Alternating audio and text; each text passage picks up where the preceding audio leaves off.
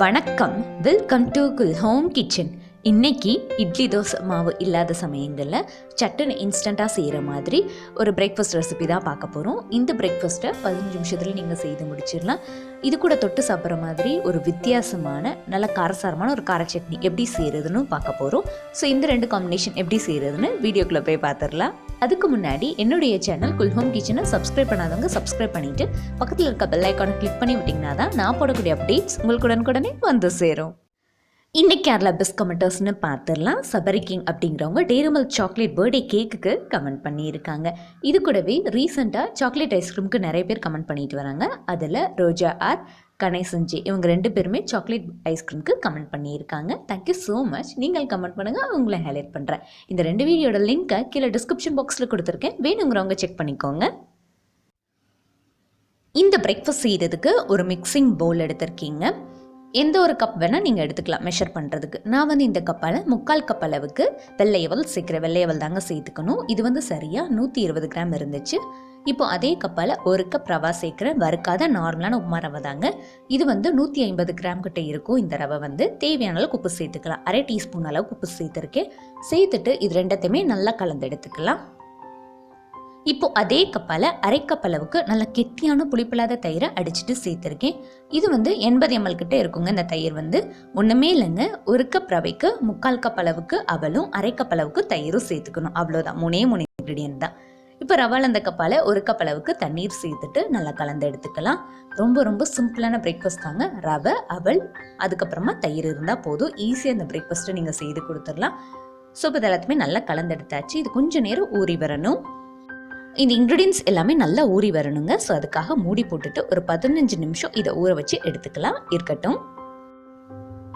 அந்த இன்க்ரீடியன்ஸ்லாம் ஊறி வர்றதுக்குள்ளே நம்ம சட்னி ரெடி பண்ணிடலாம். அதுக்கு ஒரு பேனில் 1 டீஸ்பூன் ஆயில் ஊற்றியிருக்கேன்.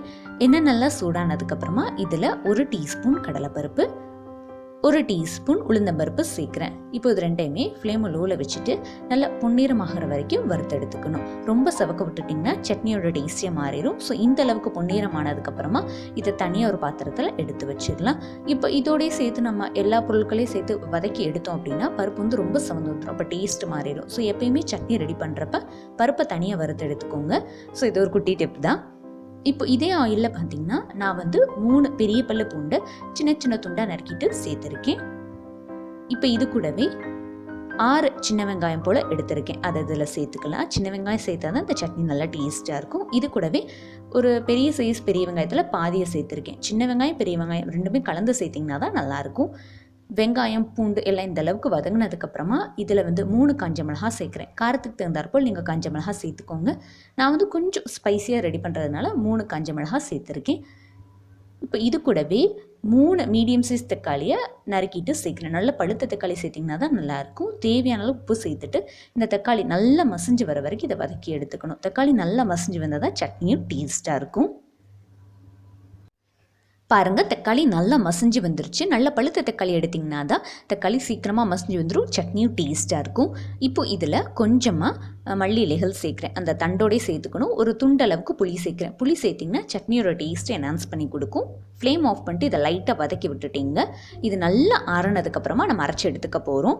ஸோ இது நல்லா ஆறி வரட்டும். இருக்கட்டும். நம்ம ஃபஸ்ட்டு வறுத்து எடுத்தோம் இல்லையா பருப்பு, அது 2-3 பல்ஸ் கொடுத்து எடுத்துக்கிற போகிறேன். இப்போ இதுக்கப்புறமா நம்ம வதக்கி வச்சுருந்தோம் இல்லையா வெங்காயம் பூண்டு தக்காளி காஞ்ச மிளகா, அந்த இன்க்ரீடியன்ஸ் எல்லாத்தையுமே சேர்த்துக்கலாம். ஏன்னா நம்ம பருப்போடு சேர்த்து எல்லா இன்க்ரீடியன்ஸுமே அரைச்சோம்னா பருப்பு அரைப்படணும் அப்படிங்கிறதுனால நம்ம வலுவலுன்னு அரைச்சிடுவோம். சட்னி எப்பயுமே கொஞ்சம் குறைப்பாக இருந்தால் தான் டேஸ்ட்டாக இருக்கும். ஸோ எப்பயுமே ஃபஸ்ட்டு பருப்பை அரைச்சிக்கோங்க. ஆல்ரெடி தக்காளி வதக்கிறப்பே சட்னிக்கு தேவையான உப்பு சேர்த்துட்டிங்க. இப்போ அதை அரைச்சி எடுத்துக்கலாம். ரொம்ப வலுவலுன்னு அரைக்க வேணாம், கொஞ்சம் குறைப்பாக அரைச்சி எடுத்துக்கோங்க. அப்போ தான் சட்னி டேஸ்ட்டாக இருக்கும். இந்த அளவுக்கு கொஞ்சம் குறைப்பாக அரைச்சி எடுத்துக்கணும். இந்த சட்னி பார்த்திங்கன்னா இட்லி தோசை ஆப்பம் எல்லாத்துக்குமே பர்ஃபெக்டான காம்பினேஷனாக இருக்கும்.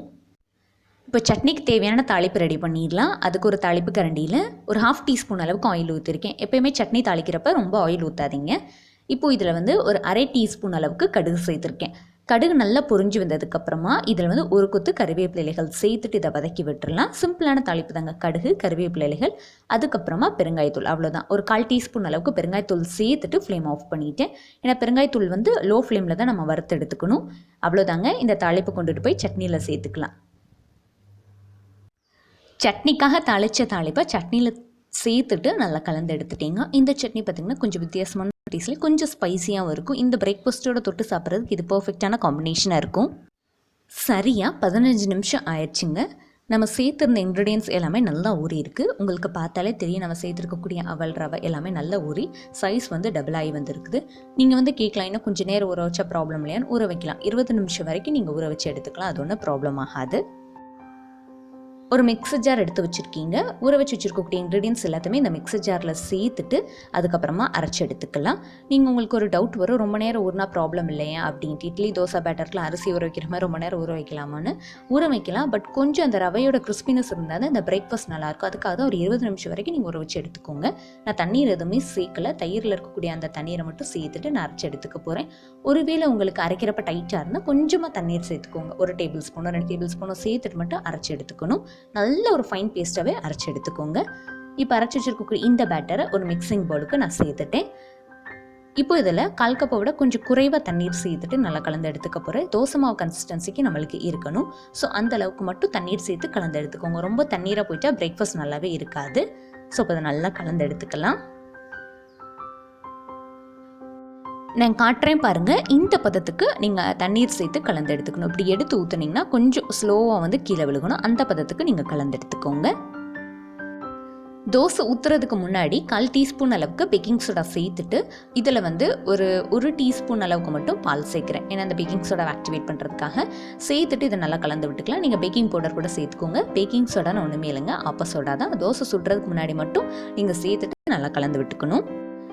ஒரு தோசைக்கல்லை நல்லா சூடு பண்ணி வச்சுருக்கேன். இதை வந்து ஆப்பம் மாதிரி ஊத்தாப்பம் மாதிரி அப்படி இல்லாட்டி நார்மலான தோசை மாதிரி ஊற்றி எடுத்துக்கலாம். நான் வந்து ப்ரிஃபர் பண்ணுறது ஊத்தாப்பம் தாங்க. ஏன்னா இது நல்லா சாஃப்டாக இருக்கும். திருப்பி போடாமல் ஒரு வித்தியாசமான ஊத்தாப்பம் செய்ய போகிறோம். 2 கரண்டி அளவுக்கு மாவு ஊற்றிட்டு இதை லைட்டாக விரித்து எடுத்துக்கிட்டேன். ஃப்ளேமை மீடியமில் வச்சுருக்கேன். ஃப்ளேமை வந்து ஹையில் வச்சுக்காதீங்க. ஏன்னா அது திருப்பி போடக்கூடாது. ரொம்ப சாஃப்டாக இருக்கிறதுனால இது ஒழுங்காக வராது. ஸோ திருப்பி போடாமல் தான் நம்ம வேக வச்சு எடுத்துக்க போகிறோம். ஒரு 1/2 டீஸ்பூன் அளவுக்கு எண்ணெய் சேர்த்துட்டு இதை மூடி போட்டுட்டு 1 நிமிஷம் இதை குக் பண்ணி எடுத்துட்டோம்னா சாஃப்டான ஊத்தப்பம் ரெடி ஆயிரும். இட்லி மாவு இல்லாத நாளன்னைக்கு ரொம்ப இன்ஸ்டண்ட்டாக 15 நிமிஷத்துக்குள்ளே நீங்கள் இந்த பிரேக்ஃபாஸ்ட் செய்து கொடுத்துடலாம். பாருங்கள், திருப்பி போடாமல் எவ்வளோ சூப்பராக வந்திருக்குன்னு. சாஃப்டான ஊத்தாப்பம் ரெடி ஆயிடுச்சு. நல்ல மெத்துன்னு சாஃப்டான ஊத்தாப்பம் ரெடி ஆயிடுச்சுங்க. ஸோ இது வந்து பார்த்திங்கன்னா சட்டுன்னு இன்ஸ்டண்ட்டாக ஒரு 15 மினிட்ஸ்க்குள்ளே நீங்கள் செய்து முடிச்சிடலாம். இட்லி தோசை மாவு இல்லாத நாள் அன்றைக்கி அவ்வளோ ஈஸியாக நீங்கள் செய்து முடிச்சிடலாம். வெளியே நல்ல கிறிஸ்பியாகவும் மேலே நல்ல சாஃப்டாகவும் இருக்கும். இந்த ஊத்தாப்பத்தை இப்படி எடுத்து அந்த கார சட்னியோட தொட்டு சாப்பிட்றப்பா ஆஹா, டேஸ்ட்டு சொல்லவே வேணாங்க. கண்டிப்பாக அதை ட்ரை பண்ணி பாருங்கள். ட்ரை பண்ணி பார்த்துட்டு எப்படி வந்துச்சுன்னு கமெண்ட் பண்ணுங்கள். இந்த வீடியோ பிடிச்சிருந்தா உங்கள் ஃப்ரெண்ட்ஸ் ரிலேட்டிவ்ஸ்க்கு ஷேர் பண்ணுங்கள். தேங்க்யூ ஃபார் வாட்சிங்.